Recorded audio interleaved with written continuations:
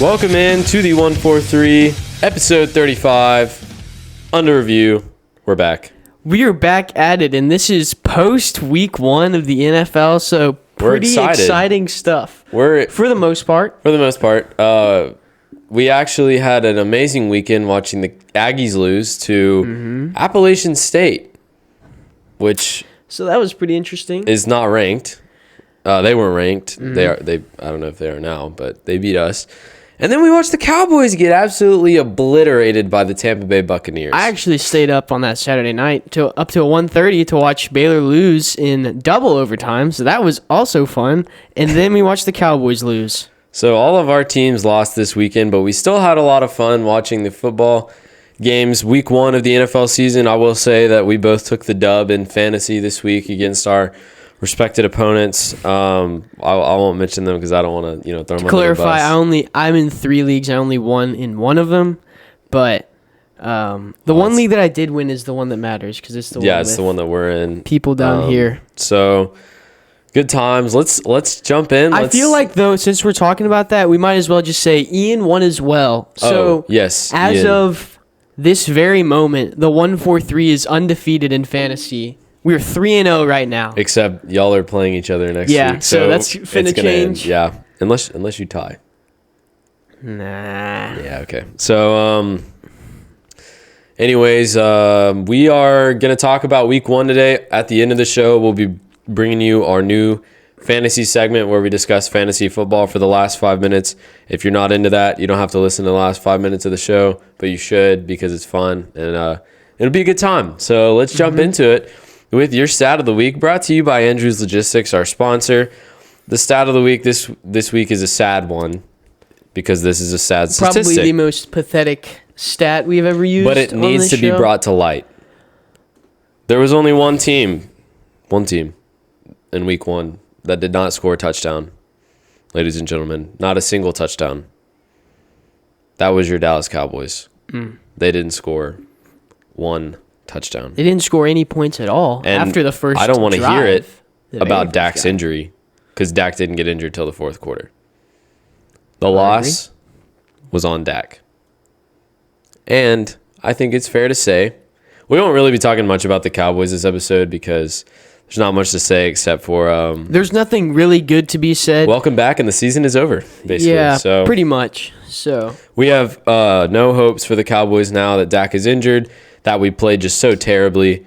We have no receivers. We didn't try to get good this offseason. We already talked about this in another episode, but I mean, it's safe to say the season's over for the Cowboys. It's just bringing to light all of the conflicts that we assumed were going to happen and the things that we predicted in the episode where we tore apart the Cowboys. So with that stat, you can see that we there's not a lot of hope for the rest of the season. Yeah. So your player of the week, Patrick Mahomes. The Chiefs reigned over the Cardinals 44-21. Pretty exciting game to watch. Patty threw for a total of 360 yards and 5 touchdowns, completing 30 of his 39 pass attempts. No interceptions. He led all quarterbacks this week in fantasy points. He did. So he played better than any of them. Mode. Good job, Patty. Surprisingly, his first player of the week on our show. I think that is his first. That is true. Josh Allen got the first one, right? Welcome to the show. Yeah, so I'm sure he'll be on a couple more times. I'm sure he'll want to be on with us. Well, now that we've shouted him out. Yeah. So let's jump into it, Nick. Biggest takeaways from week 1. Aside from the Cowboys season being over, another big takeaway for me is I think the Bills are Super Bowl bound. I mean, they seemed like the most well-rounded team week 1. They just came out and killed the Rams. Shut out. I mean, they didn't shut them out, but they just shut down. They basically shut them out. The defending Super Bowl champs, and obviously at home. At home. Von Miller was their big off-season acquisition, and he showed out. And guess who could have had him? That's a sore subject here on the show. We were watching that game, and Von Miller was After his first sack, playing we were like, amazingly. oh, man, could have had that guy, but we Yeah, didn't. but we didn't So, because we tried to. my undercut biggest him. takeaway is that Bills are going to the Super Bowl, might win it. I was too. gonna say, if you were gonna do like 2 overreactions to this, like if I was gonna do like right now, who's going to the Super Bowl? Overreaction week 1, it's Bucks, Bills, easy in the Super Bowl. Bucks Yeah. look great, Bills look great, and every other team in the league looked absolutely terrible. And that's my biggest takeaway from this week is everything that we thought was gonna happen in week 1 really didn't happen. Broncos were terrible. Like Russell Wilson didn't really show up. I know he's getting ready for a new offense. Every NFC East team except for the Cowboys won their first game. The Giants beat the Titans. The Commanders beat the Jags, which they should have. The Eagles, close game against the Lions.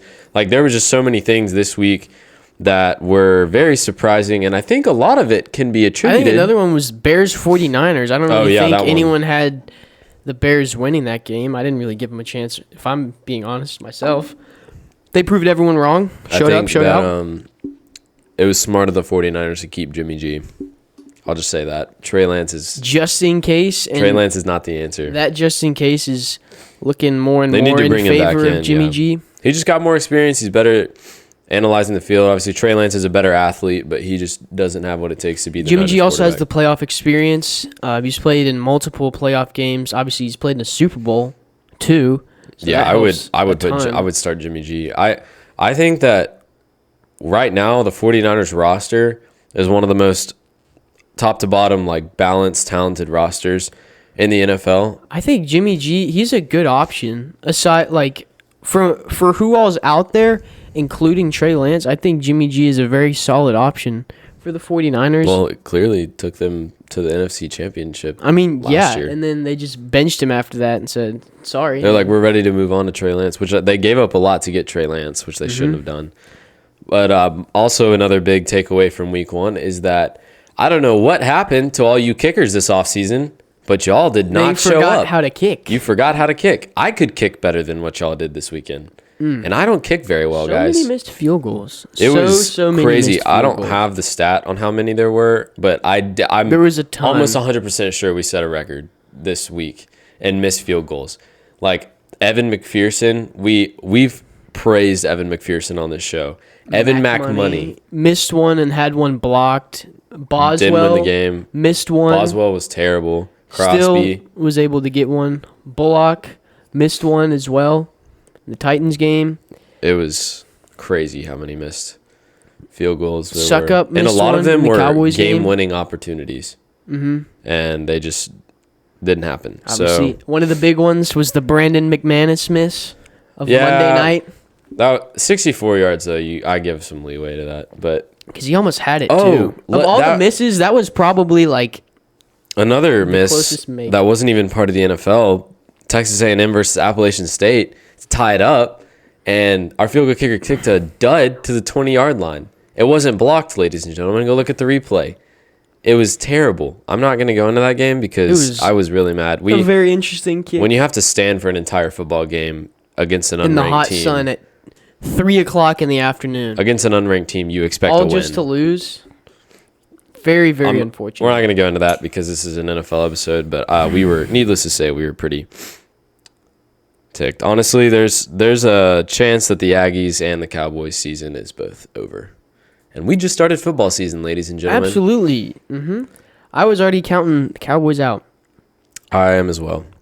Russell Wilson last night, new era in Denver. And Geno outdueled him.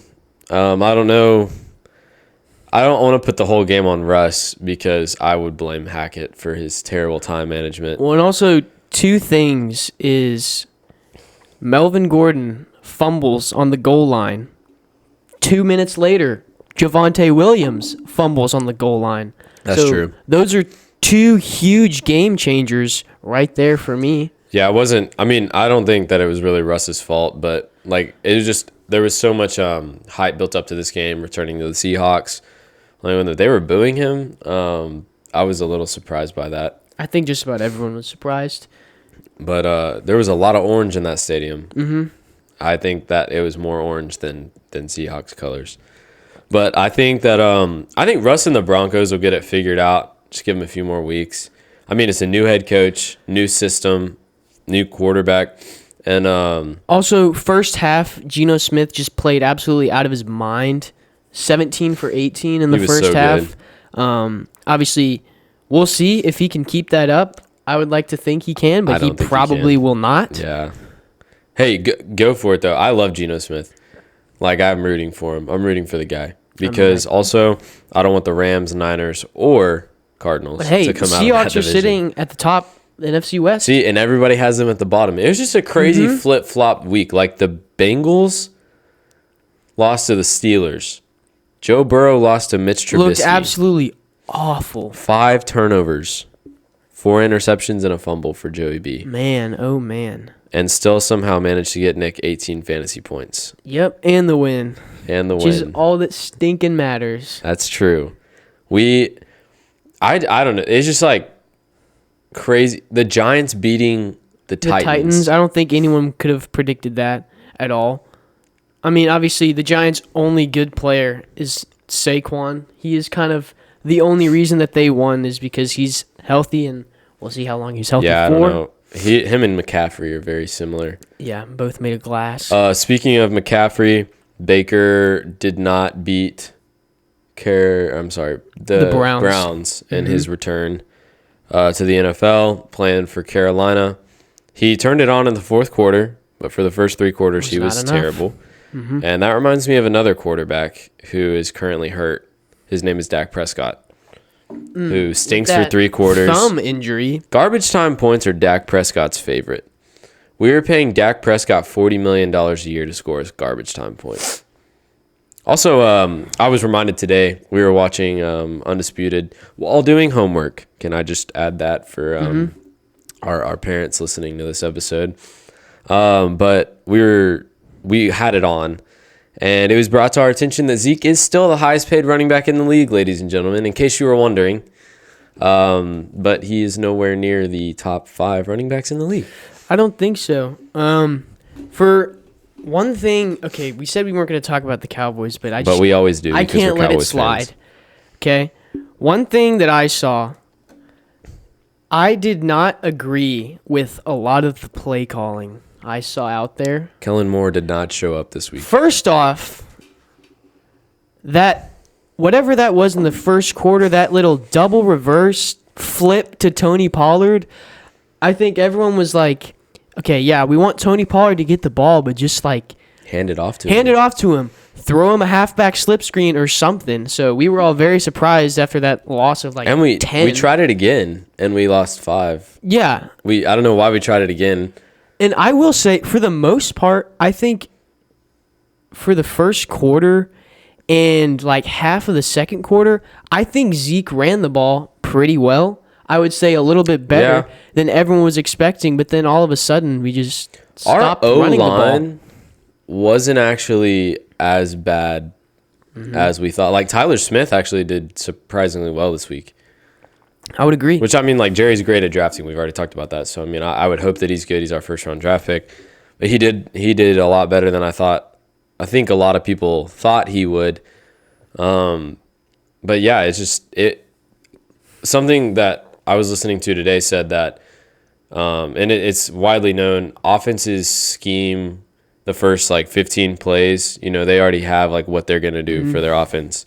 First 15 plays ready to go, sometimes more. So you really get to see who the football team is going into that second half when you don't have your scheme plays and you actually have to play football, the stuff that you haven't been prepping for all week.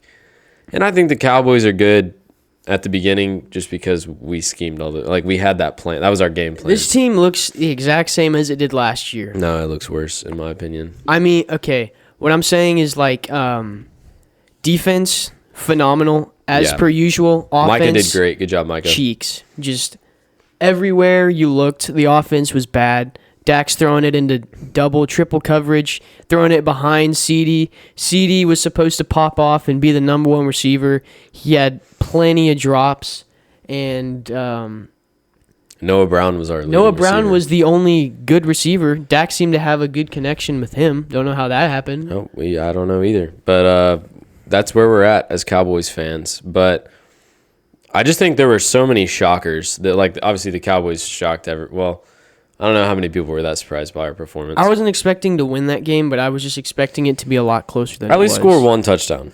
Well, also, you have to give credit to the defense holding the Bucs offense to one touchdown.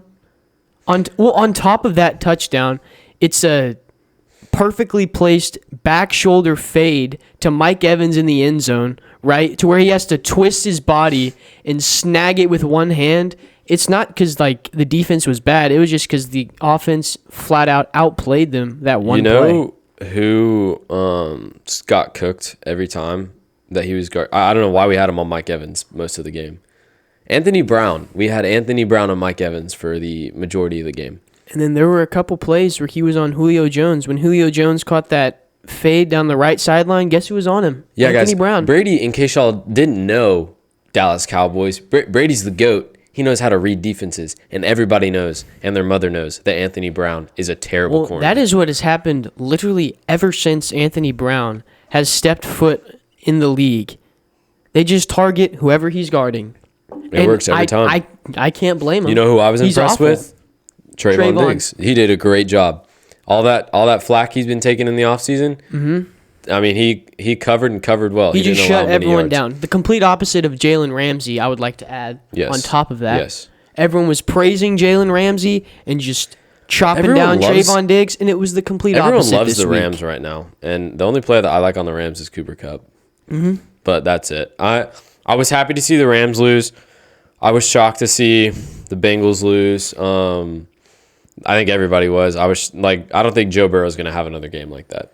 No. I think it's safe to say that he doesn't. That just comes with not getting any preseason And snaps. next He's week- into the game. Next the week he'll season. be able to go against Anthony Brown and target him. So Jamar Chase will be able Jamar to put Chase up will eat. 50 points as he usually does in fantasy. So Yes, so be looking for that. big one. Vikings. It was so nice to see Aaron Rodgers lose his debut.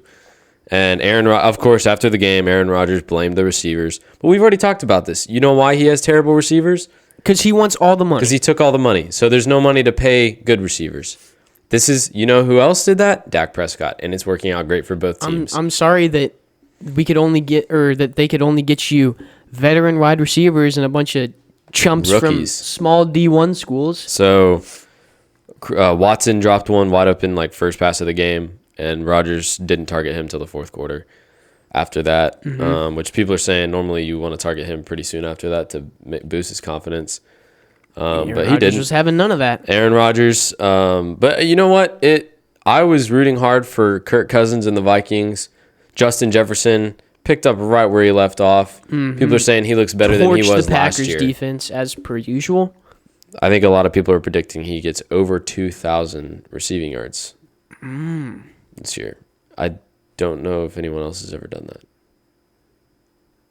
I'm pretty sure they haven't. I don't think so. So he's looking to break some records this year, and it's looking to me like Maybe he could. probably. If Kirk can keep He's always putting open. them the way he The Packers- was on Sunday, that is very much The so Packers doable. secondary is really good, and Justin Jefferson was dicing them up, along with Kirk Cousins. So the Vikings look to be a legit contender for their division title, and I hope they are. I hope they do. I'd even be fine with the Bears winning it, even though I don't think they will. Yeah. But Soldier Field, like we talked about with the Bears game, Soldier Field was a swamp, It was flooded, literally flooded. and the Niners just couldn't get anything going after in the second half. Justin Fields took over. Elijah Mitchell went out early in the game with that MCL injury. Supposed to be out for 2 months, and that actually happened to them last year. Raheem Mostert that's tore his true. ACL first game of the season. And then Beth Out for- Bethesda, their second string also Out got for hurt. 6 months, and then obviously Elijah Mitchell is supposed to only be out for 2 months, but man, that is just another gut punch to the 49ers. The only good player they have on their offense, well, they have Ayuk and Debo, and their O-line is very good. And Kittle whenever he comes back. It was funny to see Debo's touchdown came from the halfback position after we had been hearing all this talk about how he doesn't want to play running back. Well, he does how get a he was big not gonna be bonus. utilized like that, but there you go. He does get a big bonus in his contract if he rushes in 4 touchdowns this season. So he is already a quarter of the way there. Congrats, Debo. Also, if I'm Debo, I'm like, I don't care. You can put me at running back, wide receiver. Just give me the ball. Yeah, he didn't. I don't think he Just give me the very ball. much. So that's what we saw from week 1 of the NFL season. I'm excited to see how all these teams do. Obviously, you can never tell week 1 what's going to happen. I mean, the only thing that we can say for sure is the Bills are going to be very good. But Because, looking back, the Packers lost the first week. And they still went last year. 13-3. Yeah, they were first NFC. So let's jump into the fantasy. Maybe the Cowboys segment. can do that. They won't. No. They definitely won't. I know But we said maybe we they were can. going to talk about Cowboys, and we ended up doing it. That's probably what's going to happen for a lot of the season. But it was heartbreaking. Let me just, before we graduate from this week 1 talk, I would just like to say, I've been questioning whether or not Dak is the guy. I don't think Dak's a guy at all. After that playoff game last season, Based on his performances over the last couple of years. this is his 7th season. Also, you got to take into account all the injuries that he's had. He had the ankle thing two years ago, but then before the season started, he still had arm issues for last year. Then he had a calf thing last year against the Patriots, and now he's got this thumb injury. So Yeah, I proving think himself to be very injury prone. he's not the guy. We need Has to me start questioning. looking for somebody new. Obviously, he's welcome to prove me wrong, but right now he's not the guy, and I'm not the only one Do that we thinks tank that. for C.J. Stroud? Yes. I don't know. We might. Yes, we do. Okay. We're not winning the Super Bowl this season, so we might as well. Yeah. Okay, so fantasy football. For all you fantasy players out there, people who are just interested in it, it was an interesting week in fantasy too, I will say. There was a lot of disappointments out there. There was. Cam Akers, I think, was probably the biggest one because he was taken somewhat high in a lot of drafts. I was and fortunate enough to play against he Cam Akers this got week. 0 points. Yes, he did not start, Put up and a he did big not. old goose egg. I think he got 3 carries for 0 yards, but still, he did not get any of the handoffs, any of the opportunities. That was a pretty shocking move. Aaron Rodgers with 3 points. That was pretty atrocious. I also was fortunate enough to play against Aaron Rodgers this week, Yeah, Joseph got to play the duds. and I still barely won. So we're a little worried over here on Team Penn. So I will say that's not looking too great for me. But Derrick Henry, only 8 fantasy points. Interesting there. Dante Hilliard getting most of the I think he got I think touchdowns. Dontrell Hilliard got 11 or something like that. I know he got more of the touches and made more of the plays. 11 what points? Yeah, something He like got that. 20. He did? Well, because he had 2 touchdowns. You're right.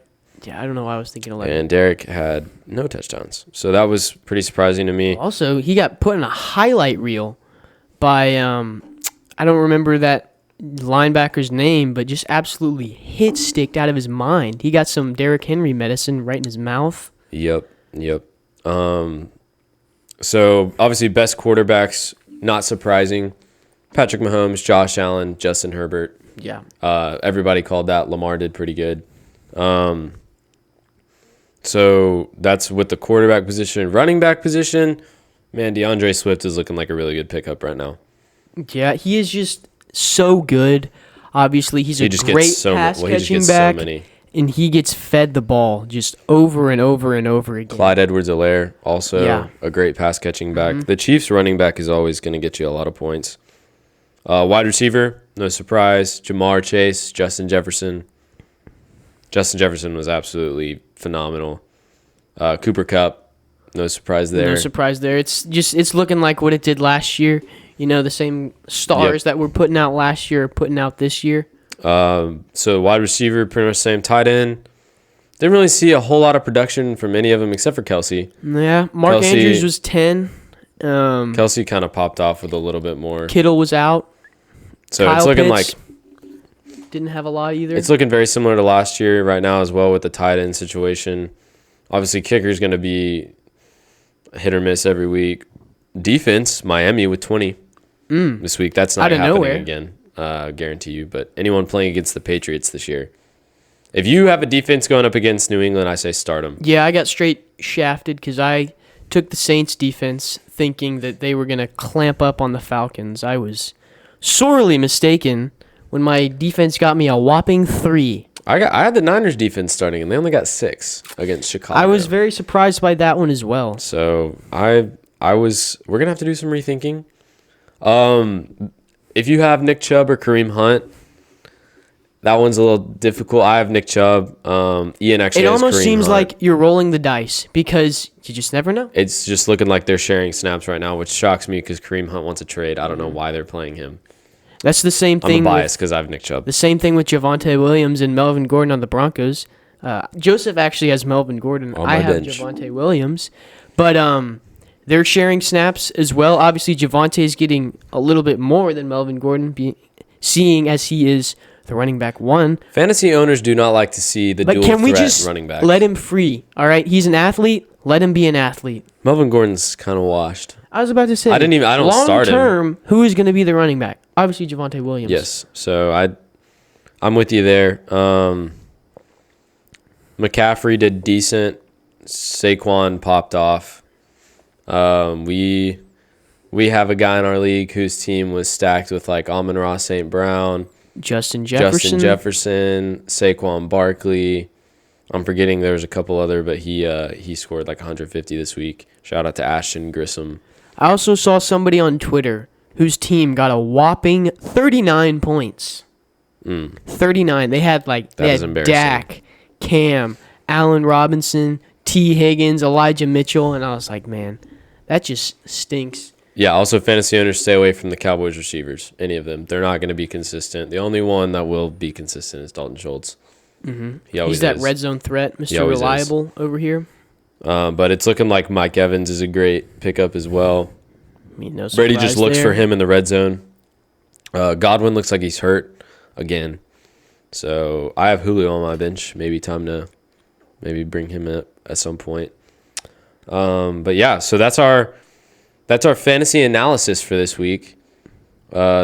Interesting week 1 for fantasy, for the NFL, for Lots of crazy things going on. everything. So yeah, we're pumped that football's back though. Absolutely. And we're just going to finish off like we normally do with a quote. You guessed it. This one is this came post-game last night after the Seahawks and Broncos game. Geno Smith fires a little message to all those haters out there. After the Seahawks won, they wrote me off. I ain't right back, though. That's the truth. That's right. He did not write back. You go, Gino. He just took a dub. He's a dog. And they are atop the NFC West. They are So sitting at 1-0. All other NFC West teams sitting at 0-1. keep it going, Geno Smith. Thank y'all for tuning in this week on Under Review. Let's talk football for the next 5 months, shall we? Because it is finally back. We will see y'all next week for week 2 here on Under Review.